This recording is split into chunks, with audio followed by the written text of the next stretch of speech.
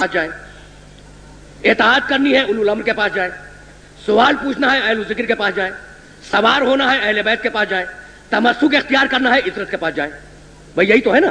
تو اب میں پوچھوں اپنے سارے محترم سننے والوں سے کہ اگر یہ 5 الگ الگ لوگ ہوں، اہل الذکر، اولو الامر، صادقین، عترت، اہل بیت، 5 لفظ ہے نا.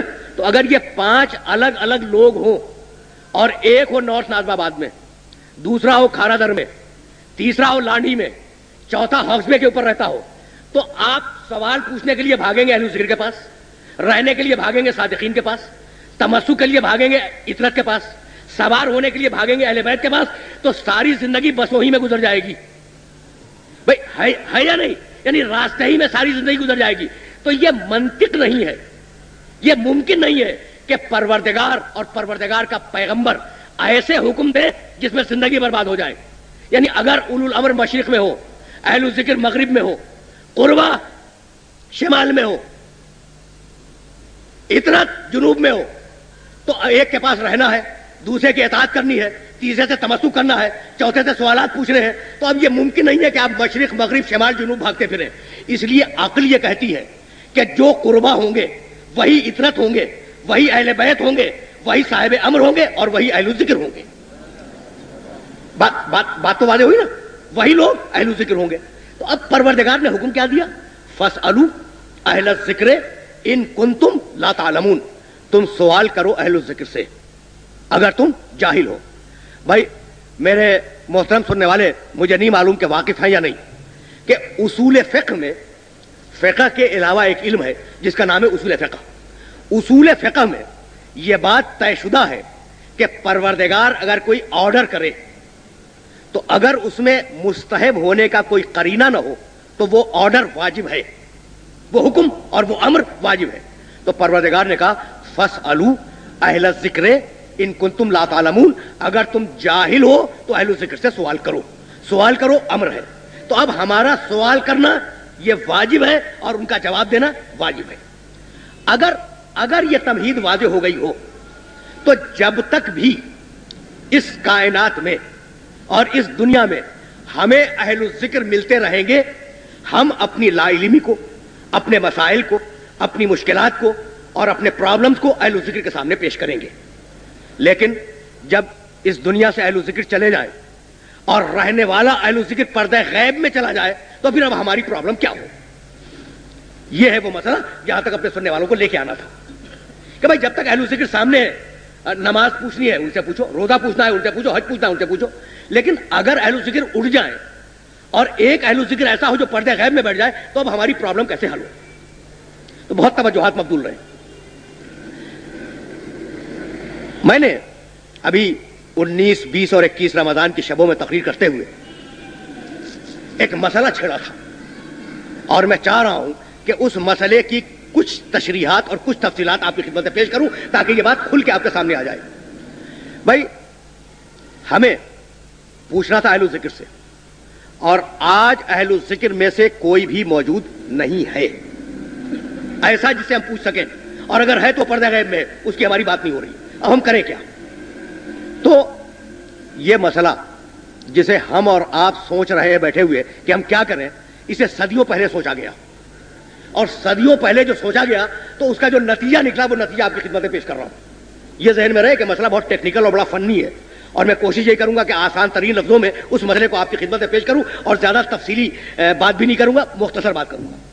پہلی بات تو یہ ہے کہ قرآن نے کہا، یہ آیت بھی سورہ نحل میں ہے، وَيَوْمَ نَبْعَثُ فِي كُلِّ أُمَّةٍ رَسُولًا عَلَيْهِمْ مِنْ أَنفُسِهِمْ وَجِئْنَا بِكَ عَلَى هَؤُلَاءِ شَهِيدًا وَنَزَّلْنَا عَلَيْكَ الْكِتَابَ تِبْيَانًا لِكُلِّ شَيْءٍ وَهُدًى وَرَحْمَةً وَبُشْرًى لِلْمُسْلِمِينَ. 16واں سورہ ہے اور آیت کا نشان ہے 89، 89. لمبی آیت تھی، میں ترجمہ فقط اس ریلیونٹ پورشن کا کر رہا ہوں. نزلنا علیک الکتاب تبیانا لکل شیء. حبیب ہم نے اس کتاب کو نازل کیا اور اس کتاب میں ہر شے کا کھلا کھلا بیان موجود ہے. تو اب پہلا حل تو بہت ہی آسان ہے کہ بھائی اہل الذکر اگر موجود نہ ہو اور اہل الذکر کی آخری فرد اگر غیبت میں موجود ہو اور ہمارا اسے کوئی کانٹیکٹ براہ راست نہ ہو سکے تو قرآن تو ہے نا. اور قرآن کے لیے دعویٰ ہے تبیانا لکل شیء, ہر شے کا اس میں کھلا کھلا بیان موجود ہے. اب عزیزان محترم, یہ ہے قرآن مجید کا دعویٰ کہ ہر شے کا کھلا کھلا بیان اس قرآن میں موجود ہے. دور کیوں جاتے ہیں, موٹی سی بات میں آپ سے پوچھ لوں کہ بھائی سور کی حرمت کا ذکر قرآن میں ہے, لیکن 6500 آیتوں میں قرآن مجید کی کہیں دکھلا دے کہ کتا نجس ہے.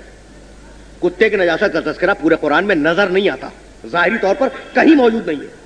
اچھا, تو اب قرآن تو کہہ رہا تھا تبیانا لکل شیء, اس میں ہر شے کا کھلا کھلا بیان موجود ہے.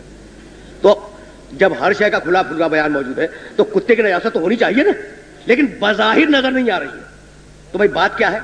بات کل اتنی ہے, کبھی موقع ہوا تو تفصیلات بھی عرض کروں گا, آج تو میں فقط تلخیص عرض کرنا چاہ رہا ہوں. بات کل اتنی ہے کہ آم کی گٹھلی لے کر آپ میری ہتھیلی پہ رکھ دیں اور میں قرآن کی قسم کھا کے کہوں کہ اس ہتھیلی میں آم کا پورا درخت ہے, آپ جھٹلا سکیں گے میری قسم کو؟ بھائی گٹھلی میں ہے تو اس گٹھلی میں آم کا پورا درخت تو ہے. اچھا, جب آم کا پورا درخت اس گٹھلی کے اندر ہے تو آپ میری ہتھیلی پہ اسے رکھیں اور رکھنے کے بعد پانی دیتے رہیں. بھائی اگر میری ہتھیلی 10,000 سال تک بھی رہے اور آپ بھی 10,000 سال زندہ رہے اور پانی دیتے رہیں تو گٹھلی پھوٹے گی اس ہتھیلی پر؟ نہیں پھوٹے گی. اور اسی آم کی گٹھلی کو لے کر یہ جو زمین ہے نا, اسے ذرا سا کھودیں اور کھودنے کے بعد اسے دبا دیں اور دبا دینے کے بعد پانی دیں, کچھ دنوں کے بعد کوپل پھوٹ آئے گی. تو بھائی میری ہتھیلی نے کیا تفسیر کی تھی کہ 1000 سال رکھو, جیسی گٹھلی تھی ویسی رہی, اور وہ زمین میں گئی اور اس نے برگوبار نکالے اور وہ جو پورا درخت اس میں چھپا ہوا تھا وہ کھل کے آ گیا. تو بات ہے زمین کی, اگر زمین صالح ہوگی تو گٹھلی درخت بن جائے گی, اور اگر زمین فاسد ہوگی تو گٹھلی گٹھلی ہی رہے گی. تو چونکہ ہمارے ضمیر اتنے صالح نہیں ہے کہ ہم قرآن کی ہر آیت کے راز کو سمجھ سکیں, اس لیے ہمارے لیے یہ پرابلم ہے کہ ہمیں کتے کی نجاست نہیں ملتی. لیکن وہ جس کے اوپر یہ کتاب اتاری گئی, وہ جو راسخون فی العلم ہے, وہ جو اس کتاب کے وارث ہیں, ان کے لیے ان کا سینہ قرآن کی صالح زمین ہے, وہ جب چاہے اس میں سے نکال لیں. اس لیے اب تنہا قرآن کافی نہیں ہے جب تک کہ اس کے ساتھ سنت رسول نہ ہو. لیکن میں بہت گریجولی آگے بڑھ رہا ہوں. اب تنہا قرآن کافی نہیں ہے جب تک کہ رسول کی سنت ایڈ نہ کی جائے, اضافہ نہ کیا جائے. اب جائیں آپ قرآن مجید کا سروے کریں تو پورے قرآن مجید میں آیتیں ہیں 6666, اس سے زیادہ نہیں ہے. اور 6666 آیتوں میں قصے بھی ہیں, واقعات بھی ہیں, احکام بھی ہیں, مثالیں بھی ہیں, سب کچھ ہے نا. تو احکام ہیں ان 6500 آیتوں میں سے کل 514, اس سے زیادہ نہیں ہے. اچھا, تو اب کتنی آیتیں ہیں جو حکم سے متعلق ہیں؟ 514. ان کو الگ کر کے مفسرین نے الگ تفسیریں بھی لکھی ہیں. تو دنیا کے مسائل لاکھوں, انسانوں کے مسائل کروڑوں, اور آیتیں کتنی؟ 514. تو اب ضرورت ہے نا کہ ان 514 آیتوں کی تشریح کے لیے ہمارے پاس کوئی ایسا فارمولا ہو کہ قیامت تک کے مسائل اس میں نکل سکے.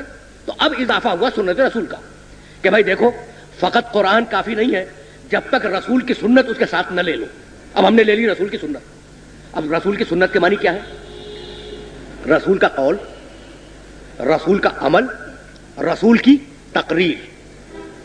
اس مسئلے کو میں نے مجلس میں چھیڑا تھا اور اب ذرا سی وضاحت کے ساتھ بیان کر رہا ہوں. رسول کہہ دے مان لو, وہ حکم ہے, وہ شریعت ہے. رسول کر دے, کچھ کر رہا ہے رسول, تو اگر حرام ہوتا تو رسول نہ کرتا, کر رہا ہے اس لیے اسے مانو, وہ شریعت ہے. تو قول رسول کا سنت شریعت, عمل رسول کا شریعت. اور اب تیسری شے رسول کا سکوت, رسول کی تقریر. یہ تقریر جو میں کر رہا ہوں وہ نہیں, تقریر کے معنی عربی زبان میں چپ رہنا. اب آپ نے لطف دیکھا, اردو زبان میں تقریر کے معنی بولنا اور عربی زبان میں تقریر کے معنی چپ رہنا, یعنی زبانوں کا اختلاف, یعنی ایک لفظ ہے اور اس کے استعمال میں کتنا فرق ہو گیا. اچھا, تو اب رسول کا چپ رہنا یہ بھی سنت رسول ہے. کیا مطلب ہوا؟ دیکھیں کتنی باریکیاں ہیں ان مسائل میں. بات یہ ہے کہ رسول